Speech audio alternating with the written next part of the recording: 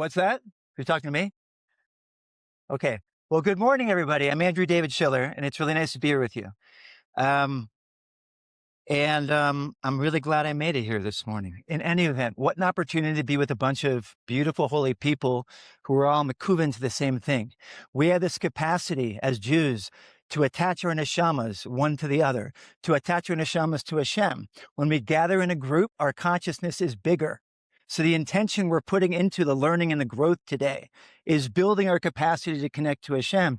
And so that's not my notes, but let's just remember that while we're here, that we're here to make a yichud between ourselves and the source of life and among all of us. Because when we are together as one people, lev echad ka'am echad, we are awesome. So I'm going to talk about one of the reasons why many people don't heal and how we can change that through our relationship with Hashem. Does anyone know someone? There's a little feedback in this mic. How's that? Can people still hear me? Great. Woo! All right. Does anyone know anybody, including yourself, who's done a lot of work, a lot of the right interventions and things to heal, but still stuck or still in a loop of getting back sick again and again? Does that resonate with anybody? There's a lot of us in the world, and I've met a lot of people like that. And what I want to talk about today is speaking to that exactly issue. And the reason we don't heal is because we're in a vicious cycle where we've internalized inside of ourselves. This might be hard to hear, but to open your mind, you just have to stand there, Deborah. Okay, can we try again? Am I talking too loud? What? I do, but that's the least important thing. Just, these are off though. Maybe if I take this away, thank you very much. I really appreciate it. Thank you. Okay, people still hear me? No echo? No feedback? Yay. Here's the thing. My observation and what I'm seeing in a lot of situations is that illness becomes an identity. And I don't mean an identity like in our minds, but an identity in our entire neural network system. We become identified with our illness and we're stuck inside of our illness, and all of our efforts to heal are from inside that. And the answer is to get in and up and out of that to a higher place. So let me see if I can unpack this in a meaningful way. So why am I talking about this? First of all, as a medical doctor, right? Because I've been for about 30 years working with people who have chronic problems that conventional medicine doesn't know what to do with. And I remember one of the first people I saw, I was like a newly minted Harvard doctor and I thought I knew everything. It was 2001. I realized I don't know anything. Someone came to me with, yeah, thank God. It was a big moment for my life. So somebody came to my office. She's in her 30s. She's had horrible hip pain for most of her life. She's completely debilitated by it. She can't take care of her kids. She can't work. She's been to every doctor in New England, had every scan, but she's still really stuck. So I have no idea what to do, but I was working with a really great physical therapist with a huge heart and amazing hands. And she starts to do her subtle positioning, craniosacral myofascia-like stuff with her. And they're in the room next door. And suddenly I hear someone screaming. And here's what I heard afterwards. Dr. Shiller, during that session, I remembered something I never remembered. This might be a little bit scary, so cover your ears if you're really a sensitive soul. She was remembered in her childhood, horrible pain in her hip, while one of her family members who was supposed to be protecting her was dragging her across the floor, and other people were doing horrible things. Oy, yeah. But the story gets better, right? Because when Lisa, the therapist, positioned her in just the right way, with the right amount of love and presence, the memory came up and she had a cathartic release, and they worked again and again, and they kept releasing that. And like, that was the beginning and the end of her pain. And it was the beginning for me of, wow, what is this consciousness thing? And why does this have such a profound impact? And seeing again and again similar experiences where human consciousness brought into the embodied experience changes the embodied experience. We all probably kind of know that to a certain extent. Shema Yisrael, right? Everything's one. I want to first see if I can just give a little hint about how grounded this is in physical reality, right? Because this isn't just, woo, this is actually modern system science, which is showing us that all of your organs are basically one organ. And yes, of course, on a gross level, if you look at the organs themselves, there's your spleen and there's your stomach and there's your heart and there's your brain and they're separate. But the amount of communication and unity among those is unbelievable and beyond our comprehension. It's happening on a biochemical level with all those chemical messengers, on a neurologic level, in our connective tissue system, which is the substrate probably for our energy system of our body. And we've got research showing all of this stuff. It's just that modern medicine's a little slow on the uptake for new stuff. But yeah, a little. But a lot of us know this. A lot of us feel it. A lot of it have it intuitively. And humans have known it forever. So where do we go with that? This incredible communication system. You can't find a place where the body and mind are really separate because it's one unity. It's goof nefesh. It's not, is this in my mind, doctor? No, it's in the goof nefesh or the nefesh goof, whatever you want to call it. The body mind, the mind body. It's one. Okay, beautiful. 3 quick principles you should know. Neuroplasticity is how nerves connect to each other. Nerves that fire together, wire together. You give intense emotion or certain biochemical situations or lots of repetition, it happens more. That's how the nervous system learns. But the nervous system isn't just the nervous system. It's the immune system. It's the digestive system. It's the brain. It's the heart. It's the lungs. Everything is learning from everything else, from every bit of your experience, and forming what we call neural networks. Neural networks are broader gatherings and collections of nerves that organize certain functions. Why is it that you can ride a bike or walk? Why is it that you can develop diabetes or heart disease? It's the same process of neurologic activity, feeding one thing into another, and the system learns. The last and really important thing is danger signaling. What does that mean? Well, as human beings, we know danger signaling like, woo, like that's a danger signal that turns on danger signaling in us. But we know that it's not just our human experience, but inflammation is a danger signal. Lack of sleep is a danger signal. Low blood sugar is a danger signal. There's all sorts of danger signaling that are potentiate and drive the development of neural networks. So the bottom line is all this stuff is happening and it's being driven forward by danger signaling. Okay, beautiful. So the emerging understanding is that chronic pain and chronic illness are like an image. The whole system has an image, like a picture.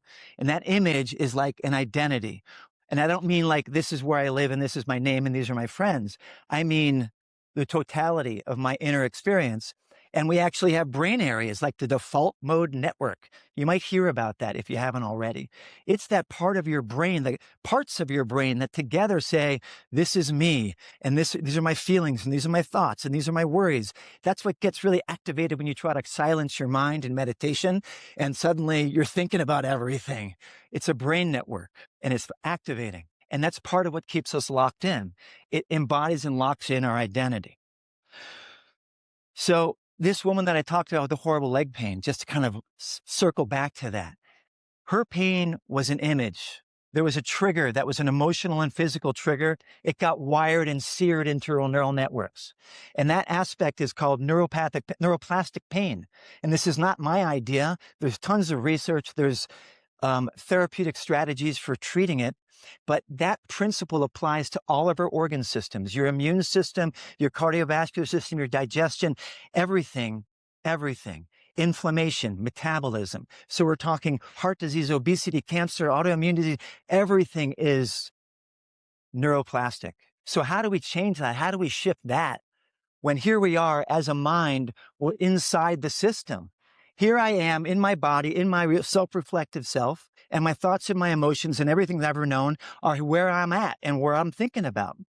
And I want to actually get out of that. How do I shift that? I have to go beyond it. Goof, body, nefesh, and body soul, ruach, emotions and creative thoughts.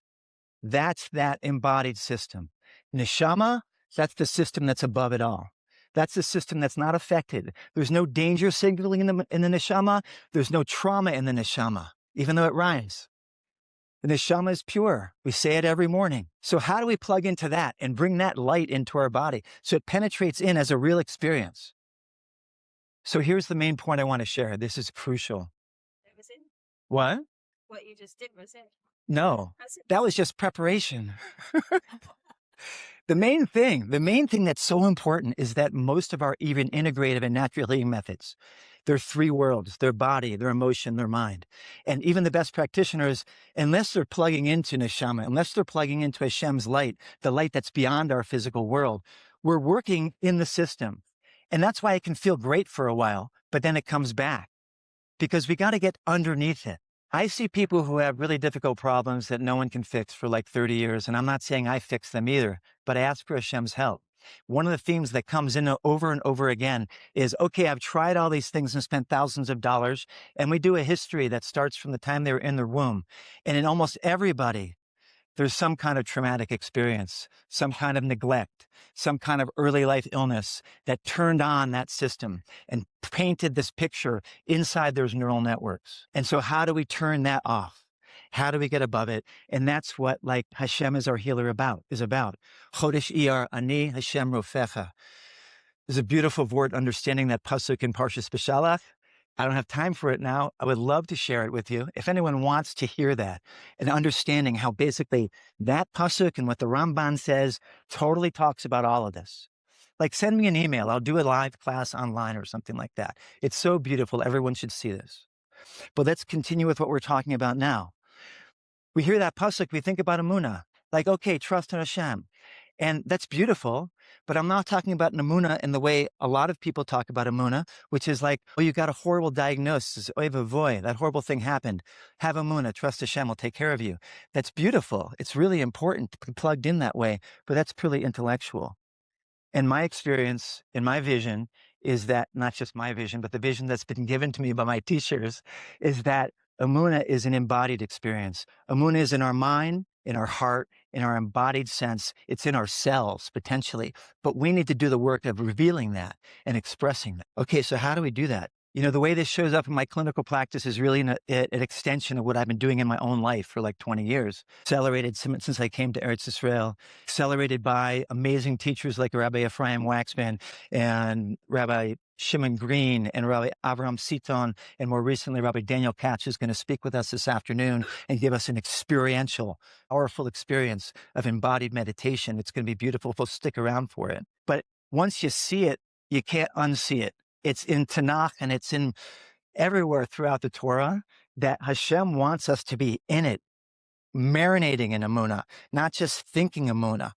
We tap into that inner sense of Hashem's light and the same neural networks that create the danger signaling, the same neural networks that create this trance of I can't heal, I'm broken. They can be rewired to create a whole different picture. And it's a picture of healing through our body. So people come in and they see me, and the first thing we do is simple stuff like, okay, I think the whole integrative functional thing, all the body organ systems and all of that. But then we talk about this, well, what do you really believe about yourself, your life, and your ability to heal? What's your relationship with the source of life? And frequently there's room to grow, not room to judge, room to grow. So we start with basic stuff like simple awareness and presence, but bringing Hashem into that awareness and presence. Probably everybody here has done sort of conscious breathing thing at some point, yeah? So like conscious breathing, but knowing that actually it's Hashem that's breathing you. Nifach ruach hayim b'toch adam. That's happening all the time. When we meditate on that, we start to feel every cell in my body is being illuminated and enlivened by Hashem's light. It's a completely different experience. And there's deeper levels to it. There's deeper practices. It's from our Rebbes. It's our tradition. They've been teaching us for hundreds and thousands of years, but we've not paying attention to it, but it's there. So when I share this with people, a lot of people have this experience or perception of, wow, that's too hard. I can't do that. I don't know if I can do that. I'm not so connected. I can't meditate. I can't connect. And I get that. And usually that's the default mode network, first of all. It's that self that has an identity that I'm busy and I'm going, and okay, we're all like that. We can get conditioned to be like that. I did it for 20 years through medical training. It's crazy. But it's typically an aspect of perfectionism. It's an aspect that's coming from a place of inadequacy. Like I'm disconnected and not okay. And we build a self that's so busy and so accomplished. And the antidote is to stop trying to be perfect. The tipul is to start remembering that, you know what? I'm already connected to Hashem. I was built for this. I'm wired for this. I have a chelek elokai mima'al, and we all do. And we start just resting into that. We start experiencing something deeper. And it's like honey that's dripping into the pot. It's like irrigating the garden. And bit by bit, we start to open. We start to feel it. We start to perceive it. The beautiful Tehillim psalm that we say in Chodesh Elul, The last verse we say every day in the tefillah, we say, Kavel Hashem, Hazak b'yametz libecha, Kavel Hashem. Turn your heart and your intention to Hashem. He'll strengthen your heart and and give you more power to be a Kavel Hashem, to turn your heart to Hashem. It's an iterative process of gradually connecting more, letting go, trusting God, not just in our mind, but in our hearts and in our bodies. So that's why I call it four worlds medicine, because we have this idea that there's four worlds. In English, physical, basically emotional, mental, and spirit. And that spiritual world, since the time of Gan Eden and when Adam and Chava got thrown out, has been split from the lower worlds. And what the tzaddikim and the rabbanim told and are teaching us in their sparring is how to reconnect and how to realize that even though we're here in this bodily self, we still have access to this beyond body self. So another caution, another thing that I hear from people is, Doc, I do these amazing meditations. I go into this beautiful, expansive space. I feel so good. My pain's completely gone. It's like a miracle. Sometimes I think I finally fixed it, but then I come back to my home and my kids and my life and my job and whoa, I snap back into it. Is anybody familiar with that experience? Yeah. Yeah, for sure. And what's happening there? What's happening is that we're just choosing to split into the upper world. We're choosing to go into the neshama. It's real. It's not a hallucination. It's a real experience. There is a place in your own being that doesn't have pain. It doesn't have suffering. It doesn't have danger signaling. It's completely okay. It's unified with God. And we all have the birthright of being able to access that. But there's another part of the work, which is to bring that awareness down. Develop an actual split attention. My osteopathic mentors taught me this.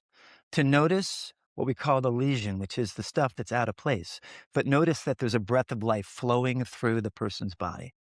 To have dual awareness, and we all can do this. It's called dat. Dat is chibur. Adam yadat et chava. Dat is the capacity to connect to opposites. Physical embodied self, spiritual self. We build it over time. Yeah. So I want to speak to, just for the last couple of moments here, we have a lot of amazing therapists and healers here. We have amazing practitioners. And all those techniques are great. Everybody's got a tool for shifting the body, shifting the emotion, shifting the mind. And the invitation, if you're not already doing it, is learning to plug into your neshama and plugging into Hashem's name. If I had a slide, I'd have a slide of Yud, Hey, Vav, and Hey. Because that's what it is. That's not just a word. That is a portal.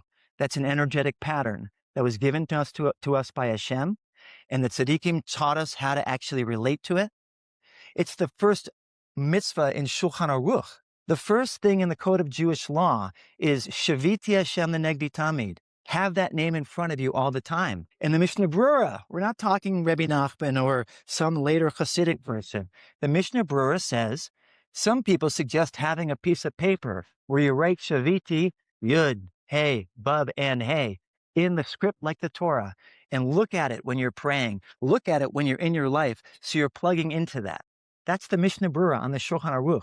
So this is a part of our tradition, and it's deep. And the invitation as practitioners is not that anybody should disgrace or throw away their practices and their technique, but actually bring light of Hashem into your technique.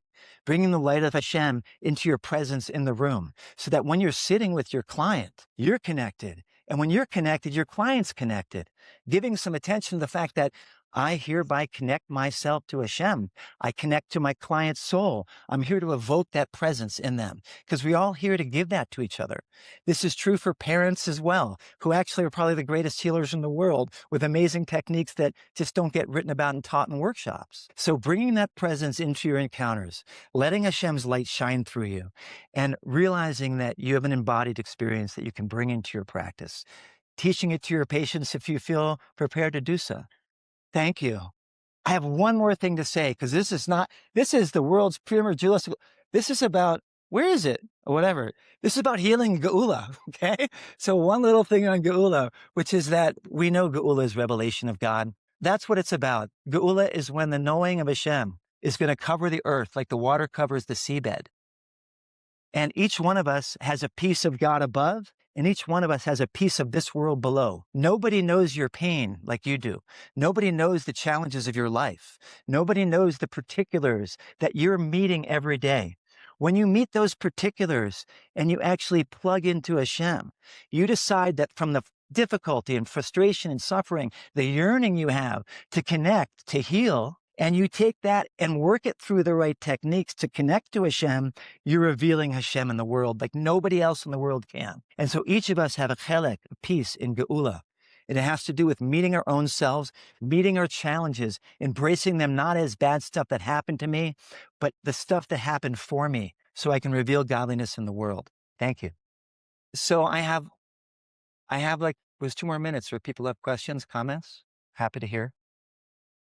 Please. I love what you said. Do that, but in the beginning it was difficult because a lot of my patients are not religious, Right. and they're not buying it. Right. But I started finding that I'm not forcing anything on anyone. This is what it is, and they could take it or leave it. Right. And I find that it became more of it's not that it rubbed off on them or something. Right. I'm trying to explain it, but I started seeing with my own eyes Right. people who walked in completely skeptic. Right. Right. Right. Nothing else think he's a shoe. That's I'm beautiful. not trying to do, Yeah. Let me just share what you shared. What's your name, by the way? Julie. Julie. What Julie shared was so beautiful about many of her clients. They're not into it. They're not into the Torah thing. They're not into the Hashem thing. What does she do? And it was sort of a process of learning how to just like do it for yourself, basically, and do it with them. And some people actually start to feel it. And that's what happens. People feel it. The other thing I would add is that, what does Hashem Elokeinu mean in secular language? And you could say our source, our power, because that's really what it means. And almost everybody can relate to that language. So you don't have to have it be a religious God Hashem trip. Do you believe there's a source of life that's beyond you? So let's do a little practice for a second and let's let ourselves be aware of that source of life. And it doesn't need to be religious at all. So anyhow, I hope that's useful. Other comment, question? Amazing. Is there something? Oh yeah, there's so many levels to it for sure. It's like maybe you're a Chabadnik or something, right? It's the whole thing. There's levels of development of our mind and our consciousness to feel it, but then to also recognize that there's nothing but God and go to a higher place of like, wow, I have a student in one of my movement classes, special guy in his 40s. Okay, 5 seconds. He had pain his whole life. Mindfulness, all this stuff didn't work so well. In our classes where it's just about letting go and feeling into God, he's completely secular.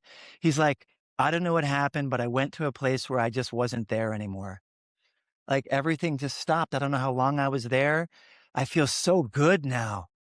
And like, it's powerful. It's beautiful. So I want to bless you all. Today is the Midah of Tiferet Sheva Netzach. And what's that about? It's about healing, Tiferet, same language of Refuah. And Netzach is expressing ourselves over into the future, breaking through the barriers, success, Geula, Am Yisrael Chai.